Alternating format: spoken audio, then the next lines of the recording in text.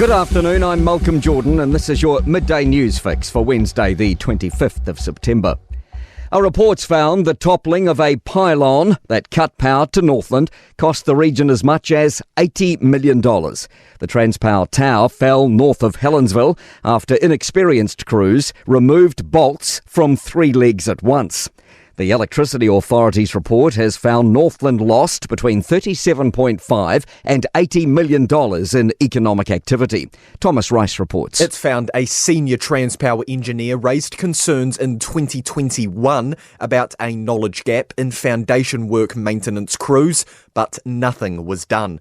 The report's 26 recommendations include improving maintenance processes and regular reporting of non-compliance.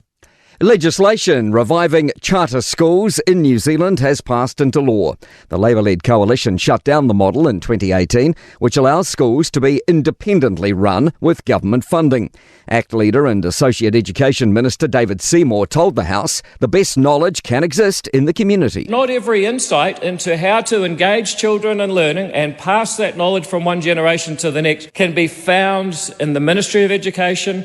Fonterra's delivered some good news for farmers. It's released its annual results. Business reporter Michael Sergel runs through the numbers. The dairy giant's returning a 55-cent total dividend for the past financial year and a final farm gate price of $7.83. It's forecasting earnings of 40 to 60 cents per share for the current year and raising its forecast farm gate midpoint from $8.50 to $9. Fonterra boss Miles Hurrell says global dairy prices are rising while international supply remains constrained. A show of support for a capital gains tax from the boss of our biggest bank.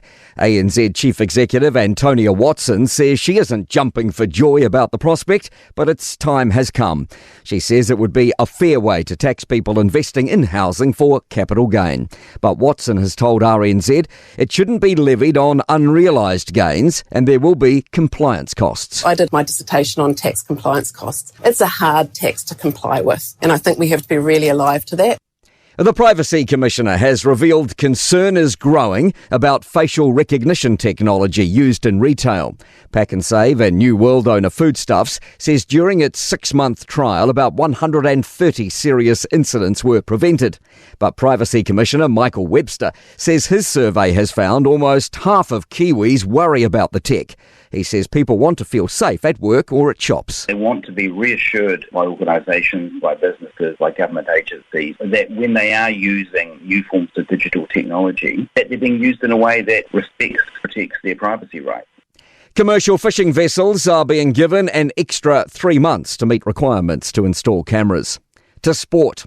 Hamid Al-Balawi, the head of Saudi Arabia's 2034 World Cup football bid, claims his country will welcome members of the rainbow community at the tournament. Red Bull head of race strategy Will Courtney has decided to leave the team after 14 years in the role and join McLaren as their sporting director. He's the third senior management member to leave in the past 5 months. And New Zealand's domestic T20 cricket champions will be crowned at Wellington's Basin Reserve this summer in the first weekend of February. I'm Malcolm Jordan. That's your latest news fix. We'll be back with the next update at 5 p.m. from the Newstalk ZB newsroom.